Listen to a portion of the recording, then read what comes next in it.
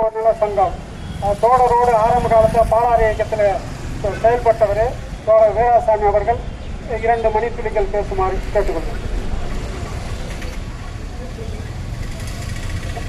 இந்த நினைவு நாள் விழாவிற்கு வருகை தந்த முக்கிய பெருமர்களுக்கும் பார்வையாளர்களுக்கும் என் பணிவான வணக்கத்தை முதலில் தெரிவித்தேன். வணக்கத்திற்குரிய தானாசா மார்த்தாண்டனுடைய நினைவு நாளை தற்போது நாம் கொண்டாடி கொண்டிருக்கிறோம். பிறப்பு என்பது ஒரு நிகழ்வு, இறப்பு என்பது நம் கையில் கிடையாது. பிறக்கும் போது நம்ம எல்லாம் சந்தோஷப்படுறோம். ஆனால் இறக்கும் போது நம்ம 85 ஆண்டுகள் என்றது ஒரு பெரிய விஷயம்தான். இப்போதான் 70, 60, 65 வரை இருக்கும். ஆனால் இன்னும் கொஞ்ச நாள் நம்மகிட்ட இருப்பாங்களேன்னு சொல்லிட்டு அவங்க குடும்பத்தை நினைப்பது தவறு இல்லை. இன்னும் கொஞ்ச நாள் இருந்தால் நமக்கு உதவியாக இருக்குமே. இப்போ வெற்றி பெற்ற ஒரு மனிதனுக்கு பின்னால் ஒரு பெண் இருக்கிறாருன்னு சொல்றாங்க.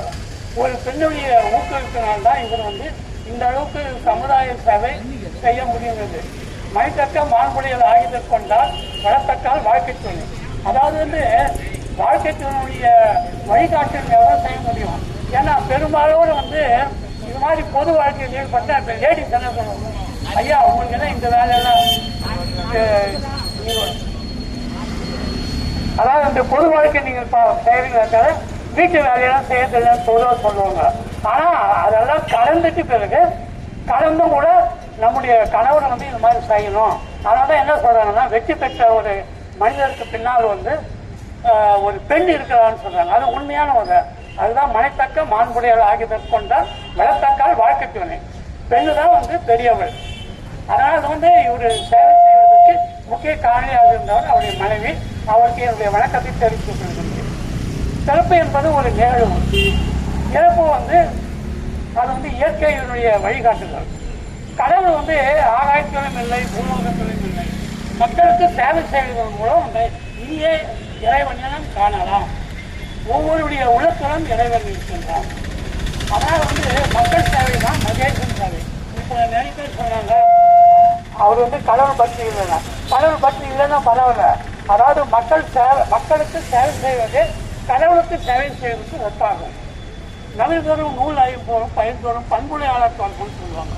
அவர் திருக்குறள கொஞ்சம் அதிகமான ஈடுபாடு சொல்றாங்க. அந்த திருக்குறள் சொல்றாங்க, நல்ல நூல்களை படிக்க படிக்க இன்பம், அதே போல நல்ல உடல் பழக பழக இன்பம். அவர் நிறைய எங்க பகுதிகளாம் இருக்காரு. ரொம்ப அவர் நிறைய படித்தவர், நிறைய புத்தகங்கள்லாம் எழுதியிருக்காரு. ஆனால் அந்த ஒரு எண்ணமே அதுக்கு இல்லை. சாதாரண இவர் எளிமையாக பழகுவார், எல்லாருக்கிட்டையும் அன்பாக பேசுவார். அது ஒரு பெரிய விஷயம். அதாவது படிக்கிறவங்களுக்கு ஒரு பொதுவாக நாம் படித்திருக்கிறோம் என்ற ஒரு எண்ணம் இருக்கும். ஆனால் அவருக்கு அந்த எண்ணமே கிடையாது. ஆனால் அவருடைய நிறைய புத்தகங்கள்லாம் எழுதியிருக்காரு சொல்கிறாங்க. இப்போ சிலர் நம்ம சிலர் நேரடியாக சந்திக்கும் வாய்ப்பு நமக்கு எடுத்துக்கிட்டு. ஆனால் அவர்கள் எழுதிய அந்த நூல்கள் வாயிலாக நாம் அவர்களுக்கு தொடர்பு கொண்டோம். இப்போ அவர் அனைத்தையும் இப்போ நமக்கு எதிர்ப்பு இல்லை. அவர் இல்லைன்னா கூட அவர் நம்முடைய எண்ணங்களுக்கும் அவங்களுடைய குடும்பத்துக்கும் ஒரு தோன்றா துணையாக இருந்து நல்லது செய்வார் என்று. இப்போ கடவுள்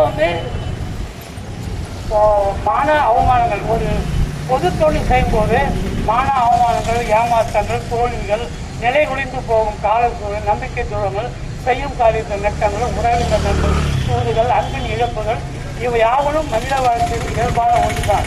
இதையெல்லாம் எதிர்கொள்கின்ற ஒரு மாநிலதான் வெற்றி பெற்ற பணியாளராக இருக்கிறார். இவர் வாழ்க்கையில் வெற்றி பெற்றவர்.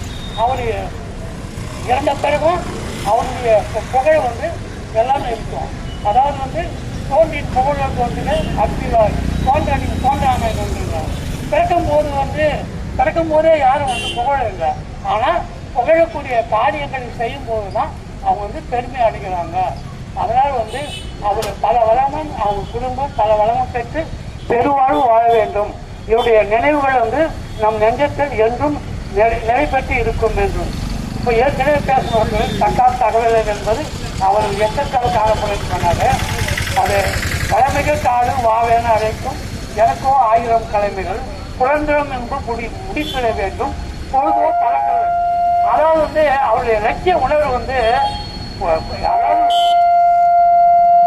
பொழுது போவதற்குள்ள ஒரு பெரிய பணியை செய்திட வேண்டும்.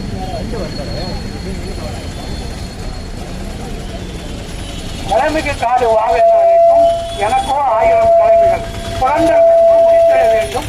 பொழுதோ பழக்கம் இழந்திட வேண்டும். அவருடைய லட்சிய உணர்வுகளை நம்முடைய தற்போது அவருடைய தோழர்கள் வந்து பின்பற்றுவார்கள் கூறி இந்த வாய்ப்புக்கு நன்றி கூறி வணக்கம் சொல்கிறேன். வணக்கம், நன்றி.